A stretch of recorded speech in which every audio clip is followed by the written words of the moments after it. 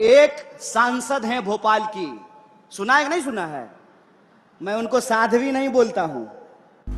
नमस्कार जी, मंसूर आलम रिकवरी 24 आज आपके सामने लेकर के आया है। जिस तरह आप देख रहे हैं बीजेपी की एक सांसद जो हमारे देश के अंदर आग लगाने के लेकर के तैयार है। इस बीच आप देखिए हमारे कांग्रेस पार्टी के जो नेता कन्हैया जी है, उन्होंने क्या बोला, जो उनका पूरी वीडियो आपके सामने मैं लेकर के आया और पूरी वीडियो आप देखिए। एक सांसद हैं भोपाल की, सुना है कि नहीं सुना है?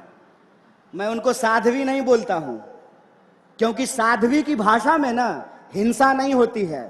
जो सन्यासी होता है वो नफरत की बात नहीं करता है। जो सन्यासी होगा वो नफरत की बात नहीं करेगा, और जो नफरत की बात करेगा वो सन्यासी नहीं हो सकता है। इस बात को याद रखिएगा। तो वो जो सांसद हैं उन्होंने हिंसा की बात की, तो मुझे इसमें ना एक जो है साजिश दिखाई देता है। साजिश जानते हैं क्या है? वो सांसद महोदया एक्चुअली जय शाह के पापा का मजाक उड़ा रहे थे। जय शाह के पापा का मजाक कैसे उड़ा रहे थे? देश का गृह मंत्री कौन है? अमित शाह है ना। तो कानून व्यवस्था का पालन करना किसका काम है? अमित शाह का। तो साध्वी ये कह रही थी कि अमित शाह निकम्मा है, इसीलिए अपने घर में चाकू तेज कर लिए, यही कह रही थी ना। उस बयान का यह भी मतलब तो निकाला जा सकता है कि आप इस देश के बहुसंख्यकों को डरा रहे हैं और आप ये बता रहे हैं कि जय शाह का पप्पा किसी काम का नहीं है, इसीलिए अपने घर में चाकू तेज कर लीजिए। यह बात आपको ठीक लगती है? यहां पुलिस के लोग वर्दी पहन करके खड़े हैं। क्या मैडम, हम ही लोग चाकू तेज कर लें तो आप लोग क्या कीजिएगा? उत्तर प्रदेश पुलिस की तरह मुंह से ही ठाई ठाई कीजिएगा?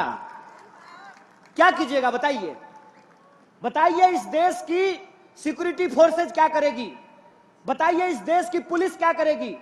बताइए इस देश की न्यायपालिका क्या करेगी? बताइए इस देश की अदालतों में क्या होगा? बताइए इस देश में कानून व्यवस्था का क्या होगा? अगर हमको अपने घर में चाकू तेज करना है तो फिर गृह मंत्री किस लिए है? अपने बेटा को बीसीसीआई का सेक्रेटरी बनाने के लिए? किस लिए है गृह मंत्री? किस लिए है रक्षा मंत्री? इस सवाल को अपने मन में पूछिए, और इस सवाल को जब आप अपने मन में पूछेंगे तब आपको समझ में आएगा कि यह नफरत की भाषा क्यों बोली जाती है। यह नफरत की भाषा इसलिए बोली जाती है ताकि हम आपस में लड़ने लगें, और जब हम आपस में लड़ने लगेंगे तो हमारा रेलवे बेच करके अपने दोस्त की तिजोरी में साहब पहुंचा देंगे। साहब ने कहा कि हम ट्रेन के डब्बे में चाय बेचते थे। गुरु, हम आपको चाय बेचते हुए तो नहीं देखे हैं, लेकिन रेलवे बेचते हुए आपको देख रहे हैं। गुरु, हम आपको चाय बेचते हुए तो नहीं देखे हैं, लेकिन बीएसएनएल बेचते हुए देख रहे हैं। गुरु, हम आपको चाय बेचते हुए नहीं देखे हैं, लेकिन एलआईसी बेचते हुए देख रहे हैं। देख रहे हैं कि नहीं देख रहे हैं? और अगर कोई चाय बेचने वाला होता तो दूध का दाम बढ़ाता क्या? मैं मोदी जी की तरफ पूछूं क्या? अगर कोई चाय बेचने वाला देश का प्रधानमंत्री होता तो जब नया साल आने वाला है तो 2 रुपया दूध महंगा किया जाता क्या? दूध से इनका नाता नहीं है, चीनियों से जरूर है। दूध से नाता हो ना हो, चीनी से जरूर है। और यह बात मैं क्यों बोल रहा हूं? पहली बार ऐसा हुआ है कि कोई हमारे यहां आ गया, गलत किया। पूरी तरीके से भारतीय राष्ट्रीय कांग्रेस चाइना का विरोध करती है, उसकी निंदा करती है कि चाइना को कोई अधिकार नहीं है कि हमारी सीमा में घुसे, और अगर घुसेंगे तो हमको अपने देश के जवानों पे भरोसा है। हमारे घर में लोग फौज की नौकरी करते हैं, इसीलिए हमको पता है। अरे जूता नहीं भी होगा ना तो हौसलों से उनका मुकाबला करेंगे, यह बात हम जानते हैं। लेकिन कुछ निकम्मे लोग हैं कि बड़ी चालाकी से वर्दी के पीछे छुप जाते हैं। कभी वर्दी को बदनाम कर देते हैं, कभी वर्दी के पीछे छुप जाते हैं। जब प्रज्ञा बोल रही थी चाकू तेज कर लीजिए, तब वर्दी को बदनाम कर रही थी, पुलिस वालों का मजाक उड़ा रही थी। और जब सरकार से सवाल पूछा गया तो वर्दी के पीछे छुप गए। तो मैं उनसे कहना चाहता हूं कि विपक्ष होने के नाते हम सरकार से सवाल पूछते हैं, और सरकार से सवाल पूछना सेना का अपमान करना नहीं होता है। सरकार ये जवाब दे कि प्रधानमंत्री जब कहते हैं कि ना कोई आया था ना कोई आया है, तो हमारे जवान घायल कैसे हुए, इस सवाल का जवाब रक्षा मंत्री को देना चाहिए। दोस्तों, हम एक गंभीर परिस्थिति से गुजर रहे हैं। इसीलिए भारतीय राष्ट्रीय कांग्रेस जिस तरीके से मजबूत विपक्ष की भूमिका निभा रही है, हमारे एक एक कार्यकर्ताओं को इस देश के एक एक घर तक पहुंचना पड़ेगा। और जो हमारी विचारधारा है, वैष्णव जनते तेने कहिए पीड़ पड़ाई जाने दे। वैष्णव होने का मतलब होता है दूसरे के दुख दर्द में शामिल होना। और आज इस देश का दुख दर्द क्या है? दुख दर्द यह है कि जीएसटी और नोटबंदी के चलते इस देश के व्यापार को तबाह कर दिया गया है। दुख दर्द यह है कि 100 में से 45 लोग बेरोजगार होकर के घूम रहे हैं। दर्द यह है कि हर 15वें 16वें मिनट में हमारी किसी महिला के साथ कोई अत्याचार होता है।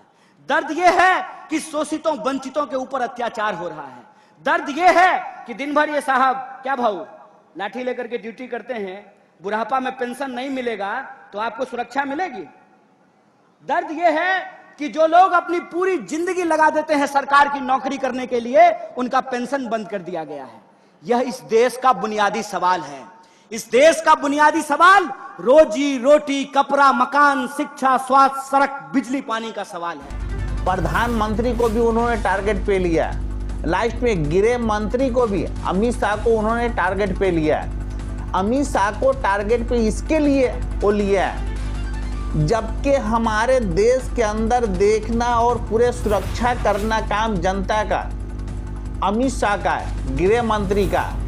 लेकिन जब गृह मंत्री से देश हमारा नहीं संभल रहा है, तो इसके वजह से जो उनके सांसद है वो खुलेआम ये चेतावनी दे रही है कि घरों के अंदर चाकू तेज अपने रखो, तलवार रखो कि किस टाइम जरूरत पड़ जाएगा। क्योंकि ये हिंदू समाज को ये बात वो बोल रही है, ये आप मान करके चलिए हिंदू समाज को बोल रही है कि किसी तरह देश में तबाही मचे, देश में दंगा फसाद हुआ है। इसकी वजह से अब इसी वेना पे ये कन्हैया जी जो अमित शाह को लेकर के पूरे प्रोग्राम में जो उन्होंने बात बोले, ये पूरी बात आप सुनिए और समझिए। बात सही है कन्हैया जी का या गलत है?